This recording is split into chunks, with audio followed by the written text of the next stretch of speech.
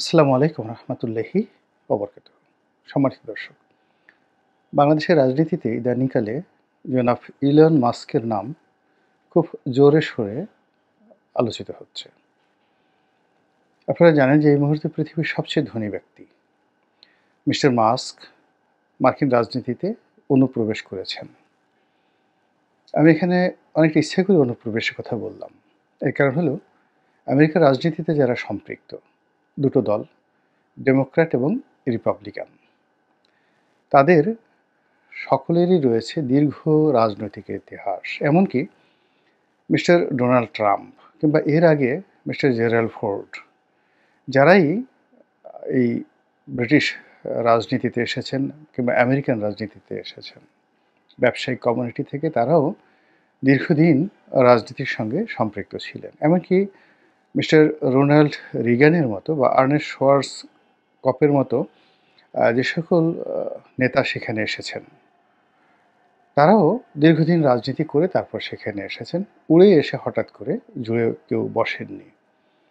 এইবারই প্রথম একেবারে রাজনীতির পাদপীঠে, যাকে ডিফ্যাক্টো প্রধানমন্ত্রী নয় ডিফ্যাক্টো প্রেসিডেন্ট বলা হয় আমেরিকার ইতিহাসে, তিনি জনাব ইলন মাস্ক। এবং অবস্থা দৃষ্টে মনে হচ্ছে যে মিস্টার ডোনাল্ড ট্রাম্প এবং ইলন মাস্ক, তাদের মধ্যে যে সম্পর্কটি এটি হরিহর আত্মার, এবং দুজনেই খ্যাপাটে, দুজনেই রীতিমতো একেবারে যেটিকে বলা হয় রাজনীতিতে বদ্ধ উন্মাদনা বলতে যে জিনিসটি বোঝায়, এটি দুজনের মধ্যেই প্রকট। বেপরোয়া, যা মুখে এসে তাই বলেন, যা ইচ্ছে তাই করেন, আর ভীষণ রকম ঝুঁকি নেন, কখনো কখনো জীবনের ঝুঁকি।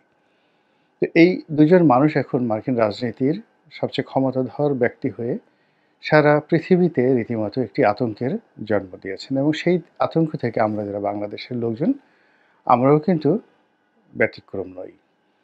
আমাদের দেশে একটি সরকার সাম্প্রতিক সময়ে রীতিমতো পালিয়ে গেছে। শেখ হাসিনা পালানোর নিয়ে মোটামুটি এবং তার সাঙ্গপাঙ্গ যারা আছে তাদের পালানো নিয়ে রীতিমতো চলচ্চিত্র তৈরি করার মতো প্রেক্ষাপট তৈরি হয়ে গেছে। আর ওই দলের অন্যান্য লক্ষ লক্ষ নেতাকর্মী তারাও রীতিমতো পালিয়ে আছে। এবং এত বিপুল সংখ্যক লোকের একসঙ্গে পালানোর মতো ঘটনা দ্বিতীয় বিশ্বযুদ্ধে হিটলারের পতনের পর নাৎসি বাহিনীতে কিংবা ইটালিতে যখন ফ্যাসিজমের পতন হলো বেনিতো মুসোলিনির, তার দলে এত সংখ্যক লোক পালিয়েছিল কিনা আমি বলতে পারবো না। অর্থাৎ এই মুহূর্তে বাংলাদেশে যদি আপনি ধরেন, কম করে হলেও 1 থেকে 1.5 কোটি লোক পালিয়ে আছেন। স্থান কাল পাত্র ভেদে তারা কেউ দেশ ত্যাগ করেছেন, কেউ এলাকা ত্যাগ করেছেন, কেউ শহর ত্যাগ করেছেন, কিন্তু তারা 1 থেকে 1.5 কোটি লোক বাস্তুচ্যুত হয়ে গেছেন। এরকম 1 থেকে 1.5 কোটি লোক যদি বাস্তুচ্যুতের ইতিহাস ধরেন, 1971 সনেও ঠিক এরকম হয় না। বলা হয় 2 কোটি লোক ভারতে আশ্রয় নিয়েছিল, কেউ কেউ বলেন 1 কোটি, কিন্তু আসলে হয়তো 60-70 লাখ লোক সেখানে ভারতে গিয়েছিল। তো সেই অর্থে এই যে ডিজাস্টার এখন চলছে আওয়ামী লীগের উপর, পরে পুরো বাংলাদেশ শূন্য। এই শূন্যতায় অনেক কিছু ঘুরপাক খাচ্ছে।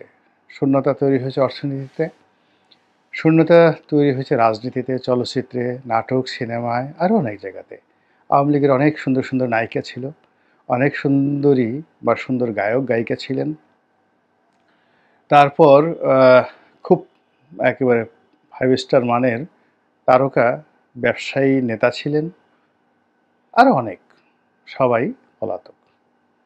আমরা কিছু সংখ্যক লোককে কেবলমাত্র জেলখানাতে ঢোকাতে পেরেছি। আর এই শূন্যতাতে অদ্ভুত সব শব্দ তৈরি হচ্ছে। জামাতের শব্দ, বিএনপির শব্দ, আরও অনেক শব্দ, যে শব্দের যন্ত্রণায় মানুষ রীতিমতো অস্থির হয়ে পড়েছে। এখানে সমন্বয়ক নামক নতুন রাজনৈতিক দল, ব্যক্তি, গোষ্ঠীর যে পরিচয় এসছে, কবজি কাটা পার্টির অভ্যুদয় হয়েছে। অর্থাৎ এই সবগুলি হয়েছে শূন্যতার কারণে। আর সেই শূন্যতার মধ্যে আবার নতুন করে শুরু হয়েছে ইলন মাস্ক বিতর্ক। সেটা কি? ইলন মাস্কের সঙ্গে আমাদের বর্তমান তত্ত্বাবধায়ক সরকারের বা অন্তর্বর্তীকালীন সরকারের প্রধান জনাব ডক্টর মোহাম্মদ ইউনূসের সঙ্গে কথা হয়েছে। কি কথা হয়েছে আমরা কিছুই জানি না, কিন্তু অবস্থার দৃষ্টি মনে হচ্ছে যে ডক্টর মোহাম্মদ ইউনূস অনেক চেষ্টা তদবির করে ইলন মাস্কের সঙ্গে একটি টেলিফোনে সংলাপের আয়োজন করেছেন। আপাত দৃষ্টিতে যেটি মনে হয়েছে রাজনৈতিক কূটকৌশলের দৃষ্টিকোণ থেকে, সেটি হলো মিস্টার নরেন্দ্র মোদি এবং ডোনাল্ড ট্রাম্প যখন শীর্ষ পর্যায়ের বৈঠক করছিলেন আমেরিকাতে, সেখানে শুধুমাত্র বাংলাদেশ প্রসঙ্গ, শেখ হাসিনা প্রসঙ্গ, অন্যান্য নানা প্রসঙ্গ নিয়ে নরেন্দ্র মোদি সেখানে আলোচনা করবেন এবং সেই বিষয়টা বাংলাদেশে রীতিমতো মশহুর হয়ে পড়েছিল। এবং সঙ্গত কারণেই জনাব ইউনূস খুব বিব্রত হয়ে পড়েছিলেন। তিনি এই সময়টিতে, যখন এই বৈঠক চলছিল ওয়াশিংটনে, সেই সময়টিতে তিনি সংযুক্ত আরব আমিরাতে ছিলেন এবং সেখানেও তাকে যথেষ্ট বিব্রতকর পরিস্থিতিতে পড়তে হয়েছে।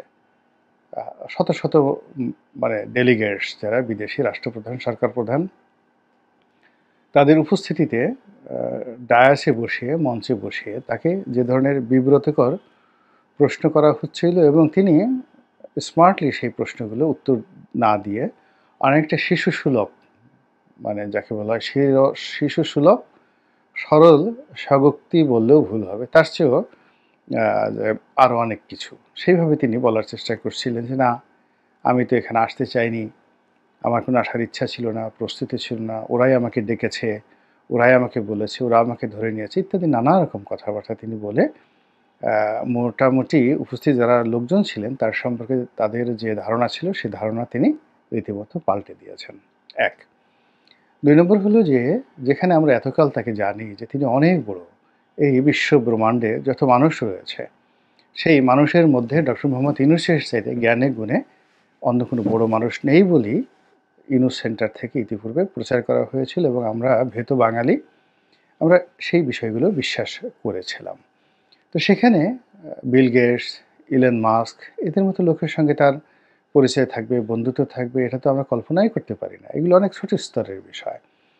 তার সঙ্গে যাদের যাদের পরিচয়ের কথা আমরা শুনে এসেছি, বা বিশ্বের যে সকল নামি দামি লোকজন, যে সকল নামি দামি বিশ্ববিদ্যালয়, হার্ভার্ড, অক্সফোর্ড, কেমব্রিজের সর্বজন শ্রদ্ধেয় চ্যান্সেলরবৃন্দ, তারা যেখানে তাকে তোয়াজ করেন, তদবির করেন, সেখানে ইলন মাস্কের মতো একজন পাগলাটে, খ্যাপাটে, যার কোনো কিছুই নেই, চরিত্র বলতে কিছুই নেই, এবং তিনি তার পিতা কর্তৃক ত্যায্য, এরকম একজন মানুষের সঙ্গে আমাদের একটু মহা গুণধর, মহাশক্তিধর, সম্মান এবং মর্যাদার বিমূর্ত প্রতীক জনাব ইউনূস কেন কথা বলবেন? আর সেই কথাটিকে কেন সরকার সারা বাংলাদেশে সুন্দরভাবে প্রচার করবেন? এই বিষয়টি আমরা লক্ষ্য করলাম যে মূলত তিনি গতানুগতিক যে রাজনীতি, সেই রাজনীতির ফাঁদের মধ্যে পড়ে গিয়েছেন এবং সেই ফাঁদের কারণেই ওখানে যেভাবে মোদি এবং ট্রাম্পের বৈঠক নিয়ে আলোচনা হচ্ছিল, সেই আলোচনাকে সামাল দেওয়ার জন্য তিনি ইলন মাস্কের সঙ্গে একটি কথা বলেছেন, ভিডিও কল করেছেন। এটি রাজনৈতিকভাবে বাংলাদেশে প্রচার করা তার জন্য খুব জরুরি হয়ে পড়েছিল।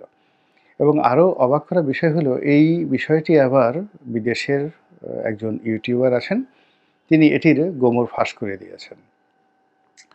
তো তিনি বলার চেষ্টা করছেন যে এটি তিনি এই ব্যবস্থাটা করে এসেছেন, তিনি এই ব্যবস্থা করেছেন, কার নামে, কোন অবস্থাতে, কীভাবে কী করেছেন, এই বিষয়গুলো তিনি প্রচার করেছেন।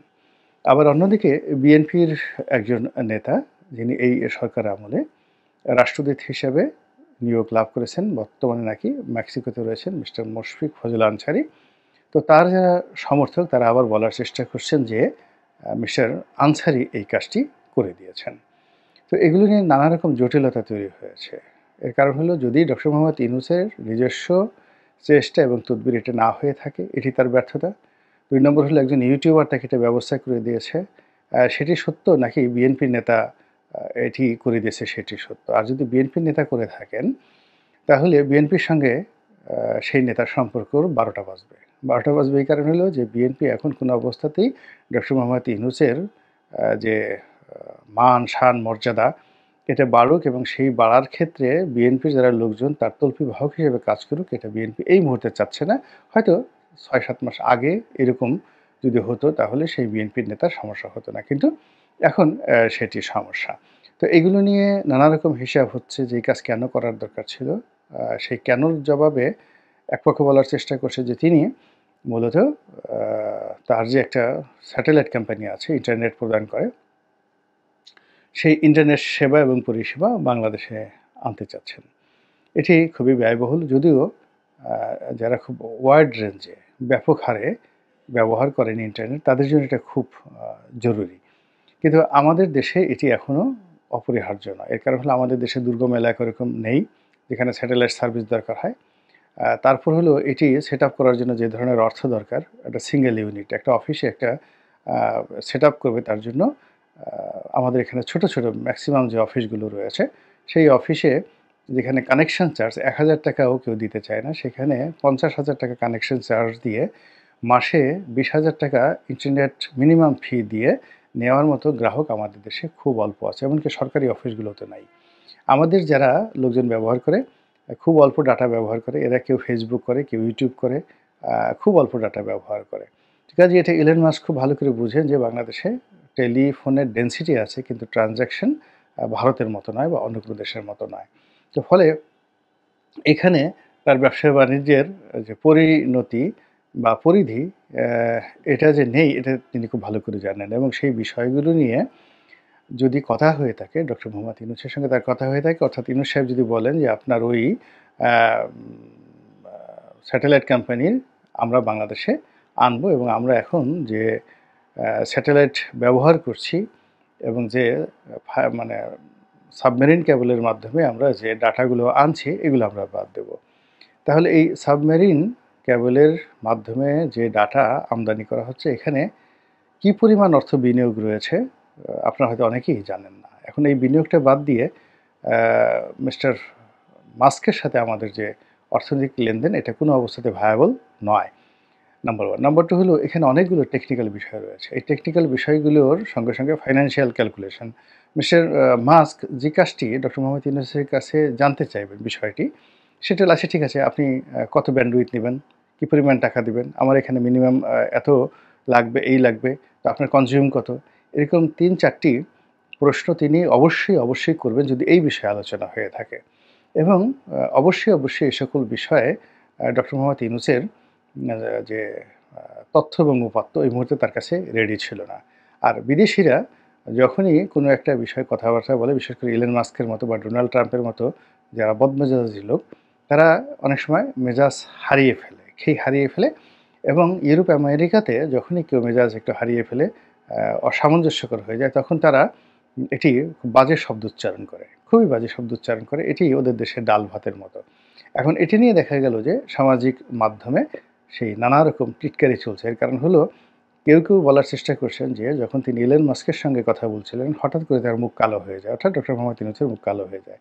আমি অবশ্যই এটা দেখিনি এবং আমি এটা বিশ্বাসও করি না, কিন্তু সামাজিক মাধ্যমে এই কথাগুলো ভেসে বেড়াচ্ছে। আর অনেকে বলার চেষ্টা করেছেন যে যখন তার মুখটা কালা হলো, টেলিফোনের অপর প্রান্তে ইলন মাস্ক কী বলতে পারেন এটাও আবার লোকজন বানিয়ে ফেলেছে। সেটা কাল্পনিক হতে পারে বা যা কিছু হতে পারে, লোকজন বানিয়ে ফেলেছে এবং এটা সামাজিক মাধ্যমে একেবারে রীতিমতো হৈ রই কাণ্ড ঘটিয়ে দিয়েছেন যে ওই পারে এই কথা বলতে পারে। ফলে পুরো যে প্রজেক্ট, এই প্রজেক্টটি নিয়ে ইলন মাস্ক প্রজেক্ট নিয়ে ডক্টর মোহাম্মদ ইউনূসের যে বাজিমাত করার যে প্ল্যান ছিল সেই বাজিমাতটা হয়নি। দ্বিতীয়ত তিনি মিস্টার ইলন মাস্ককে যেভাবে ব্যবহার করতে চেয়েছেন বা চাচ্ছেন, এটি আমার কাছে মনে হচ্ছে তার জন্য বাংলাদেশের জন্য কোনো অবস্থাতেই ভায়াবল হবে না। এর কারণ হলো যে তিনি মূলত পলিটিশিয়ান নন। তিনি রাজনীতির যে বিষয়গুলো, আমলাতান্ত্রিক যে বিষয়গুলো বা বাংলাদেশের যে বিষয়গুলো, এখানে দক্ষ এবং ঝানু যারা কূটনীতিবিদ হবেন, যে সকল অফিস রয়েছে, FBI, CIA, তারপর শেষে তাদের স্টেট ডিপার্টমেন্ট, আমেরিকান যে সিনেট, ডিপার্টমেন্ট অফ জাস্টিস, তারপরে মার্কিন কংগ্রেস, এই সকল বিষয়, হোয়াইট হাউস, এই সকল বিষয় বাংলাদেশের ব্যাপারে সাধারণত মানে খুব যাকে বলা হয় তাদের শত বছরের যে ফাইলপত্র রয়েছে এদের সম্পর্কে, তার আলোকে তারা কিন্তু সিদ্ধান্ত নিয়ে থাকে। ফলে তুলসী গ্যাবার্ডের মতো মানুষ বা ইলন মাস্কের মতো মানুষ, আপনার সঙ্গে তাদের যতই ভালো সম্পর্ক থাকুক বা মন্দ সম্পর্ক থাকুক, সেটি ব্যবহার করে আপনি যেভাবে রাতারাতি কোনো কিছু করতে পারবেন না, আবার তাদের সাথে সুসম্পর্ক না থাকলেও আপনার যে খুব বেশি ক্ষতি হবে আমার সেটা মনে হচ্ছে না। এর কারণ হলো তাদের সবাইকেই বিশেষ, বিশেষ উদ্দেশ্য সাধনের জন্য নিয়োগ দেওয়া হয়েছে এবং মিস্টার ইলন মাস্ক মূলত ব্যবসা-বাণিজ্যে এবং অর্থনৈতিক নীতি নির্ধারণে গুরুত্বপূর্ণ সিদ্ধান্ত গ্রহণের জন্য মিস্টার ডোনাল্ড ট্রাম্প তাকে নিয়েছেন। কিন্তু আমাদের বাংলাদেশে আমেরিকার সাথে যে সম্পর্ক সেখানে অর্থনৈতিক কোনো সম্পর্ক নেই। সেখানে মূলত সম্পর্কটা হলো কূটনৈতিক সম্পর্ক, আঞ্চলিক সম্পর্ক এবং ভৌগোলিক সম্পর্ক। তো সেই সম্পর্ক আর যেই দেখুক না কেন মার্কিন যুক্তরাষ্ট্রে, মিস্টার ইলন মাস্ক এখন দেখছেন না এবং আগামীতেও দেখবেন না এবং এই ব্যাপারে তার কোনো রকম যাকে বলা হয় যোগ্যতাই নেই। ফলে এই বিষয়গুলো নিয়ে তার যে জাদুকরি সিদ্ধান্ত হবে বা তার যে সহযোগিতা থাকবে এটি হবে না। ফলে এই প্রজেক্ট মানে বলতে গেলে বিফলে গেছে বলে আমার কাছে মনে হচ্ছে। আল্লাহ আমাদের সবাইকে হেদায়েত দান করুন এবং হেফাজত করুন। আসসালামু আলাইকুম ওয়া রাহমাতুল্লাহি ওয়া বারাকাতুহু।